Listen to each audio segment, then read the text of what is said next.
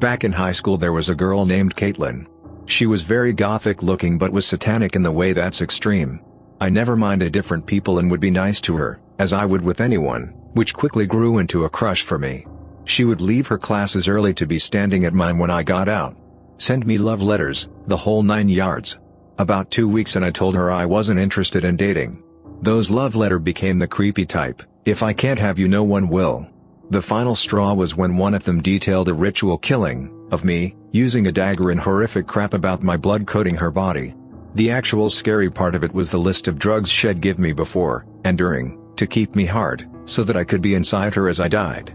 The drugs would have worked. The literal knowledge is what scared me. If you have the time to research drugs for that purpose, you have the time to put it in action. My parents called the police and she was removed from the school and sent away. She came back a few years later wearing like Catholic school-type clothes but quickly went back to her old ways. I've ran into her twice in public and the look she gives me sends chills up my spine. And even better, my girlfriend is an acquaintance of hers. Although she has distanced herself after I shared this happening. I met a girl on eHarmony about 10 years ago. She seemed fairly normal when I first started talking to her. After a couple weeks of dating, she told me that she had gotten stomach reduction surgery and that she was still getting used to the new her, who was 150 pounds lighter. I had no problem with this at all, but it was like a switch flicked in her brain after she shared this. She became scarily obsessive, freaking out on me if I didn't respond to a text or phone call within 5 minutes. I eventually tried to let her down easy and told her I didn't think we were a good fit. She flipped out, texted me over 1,000 times that day and tried calling me at least 100 times. She drove to my apartment and pounded on the door intermittently for an hour.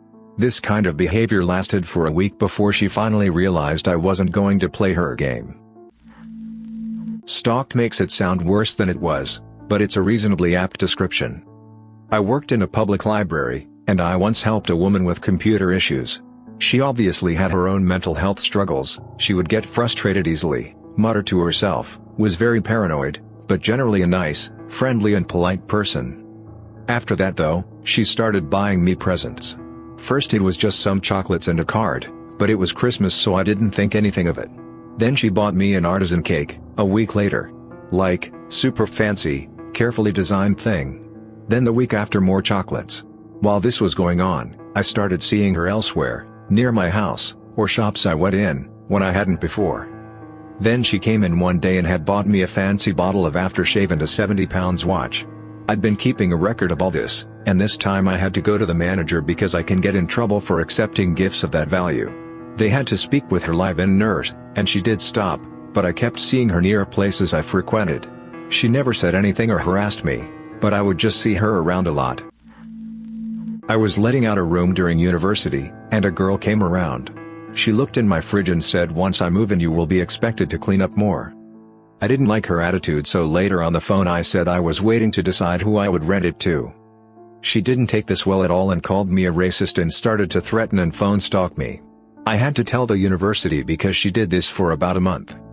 The weird thing was, I had recently moved out of my flat with my then girlfriend who was also a psycho. She'd only just stopped stalking me. I don't have good experiences with women. I was fresh out of the military and just started college. It was obvious I was new because I used a map to get around. I felt like someone was following me but just ignored my instincts. On my third week, the girl who I noticed was always behind me finally introduced herself and told me we shared a class. Then she told me that I wasn't doing well in a course, and offered to give me her phone number so we could study together. I politely declined and said that I would just go to the tutoring services or study with my friends. Next thing I know, she managed to be assigned to my project group by writing her name in the group members list when no one noticed. She proceeded to flirt with me until it evolved into passive aggressiveness when she got tired of me not reciprocating her feelings. Sometime along the way, she learned I had a part-time job and would show up at my workplace. I didn't like my job because the pay wasn't what was promised, but her being there all the time made me decide to quit. Thankfully I made it to the end of the year just ignoring her. However, things took a turn for the worse when she decided to confront me at the end of our last course together. She wanted me finally commit to be her boyfriend. I just said sorry and walked away quickly. I transferred to a better college after that first semester. When I was around 15 or 16, this strange chick started messaging me on Deviantart, asking for conversation. You know the type, fat, greasy emo weeaboos, that for some reason only draw shitty pictures of wolves? Well, there was nothing red flaggy in her messages at first, but I found it odd that she would send me about 20 messages per day if I didn't respond quickly enough. Eventually, she fell in love with me, some random guy on Deviantart she never met, mind you, and of course me being a pussy with no backbone just figured she'd get over it soon, and didn't block her. Big mistake. She started drawing pictures of me and posting them on Deviantart, and even making a YouTube playlist of our songs, all full of crap like Evanescence. Eventually I felt sick of this and blocked her, and she went nuts.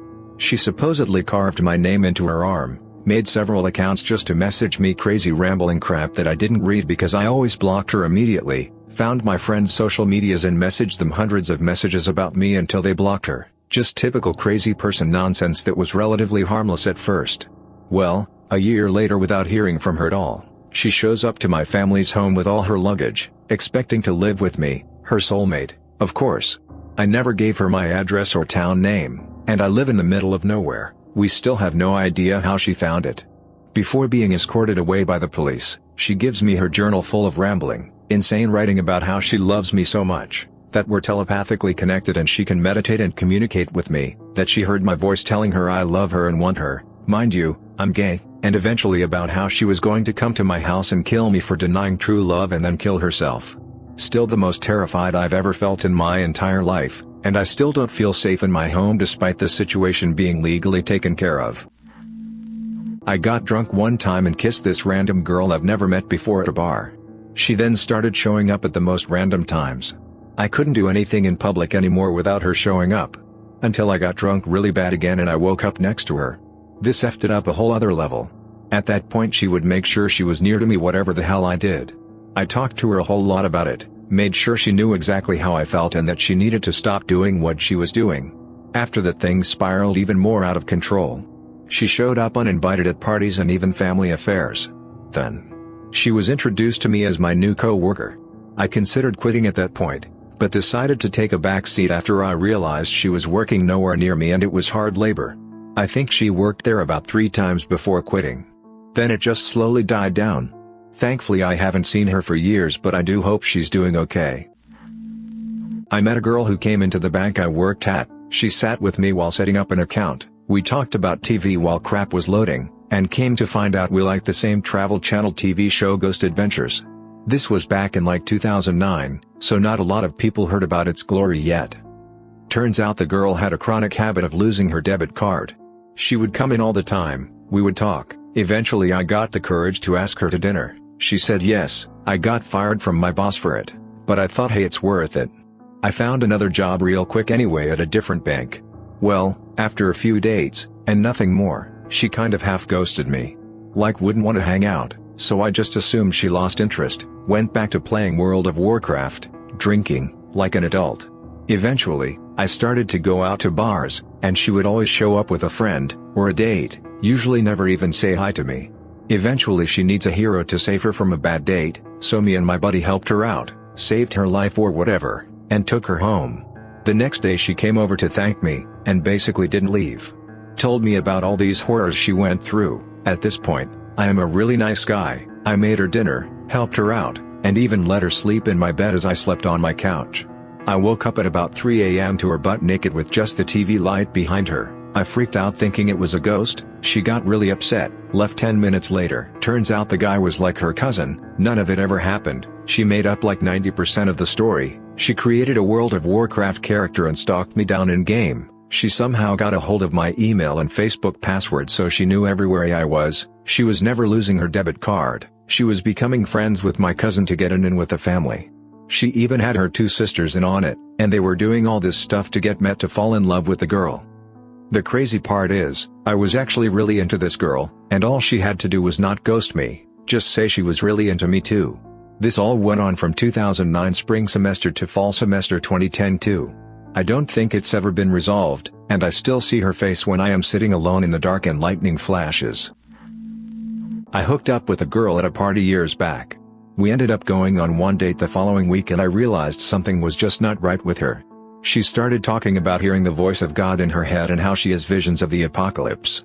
After leaving, I noticed she was following me and assumed she just lived in my area. Nope. 2 hours later I could hear her driving by my house repeatedly. Her car had like zero muffler.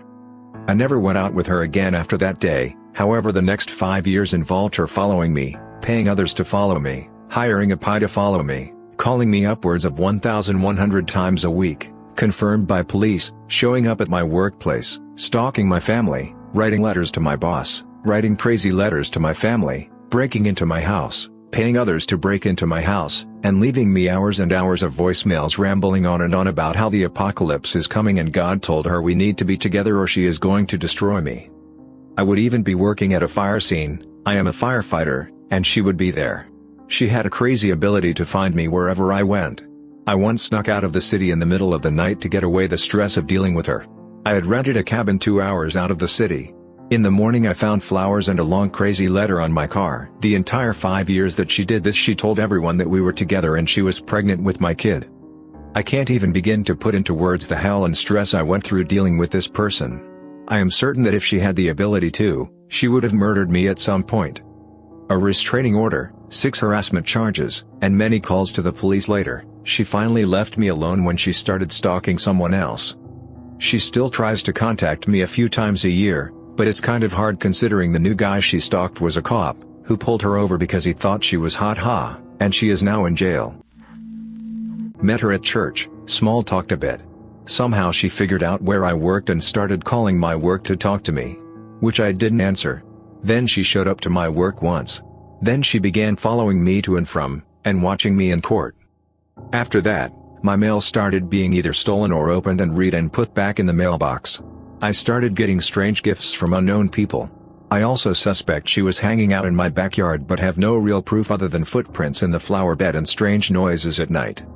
It resolved when I moved. For other reasons, I got a better job offer. The stalking in summary, after breaking up with this chick, for sexual assault among other things, she broke into my apartment complex, followed me around, stalked me on social media, and then when I finally got the message through to her she destroyed my reputation, claimed I stalked and harassed her, and when I reported it to school officials they circled the wagons around her, after donating to the school. Then I was stalked, harassed, and defamed by an entirely new group of people and the school wouldn't do anything about it. This hasn't stopped. I have had random harassing phone calls telling me to kill myself, fundraisers here on Reddit shut down, gaslighting, and even had new friends and contacts I have made contacted and run off by this group of people. Some of those new contacts were in a different effing city. So the aftermath is nothing has been done. Since I have gone public with the situation, I have been threatened by the dean over my publication of events and some of the evidence. It is disgusting. The DOE is investigating the school over it. It's a mess.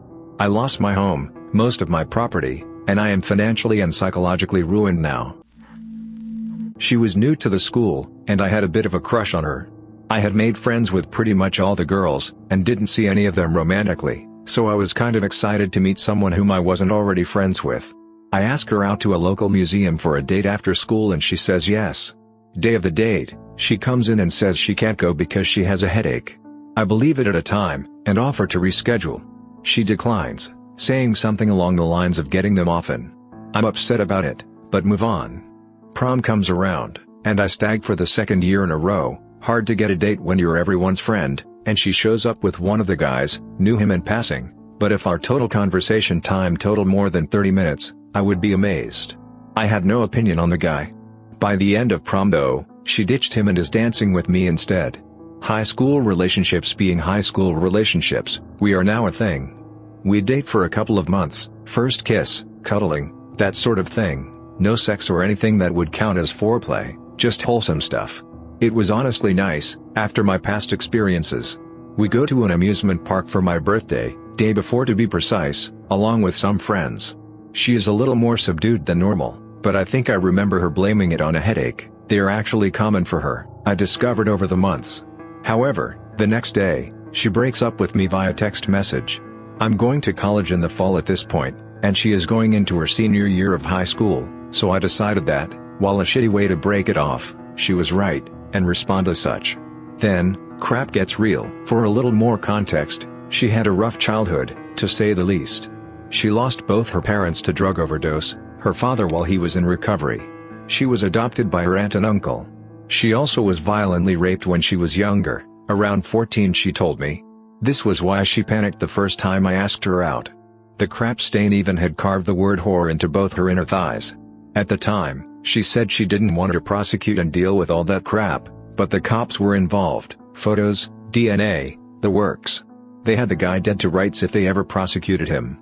In hindsight, I don't think that would have been her decision to make, being a minor, and I don't think I know all the details.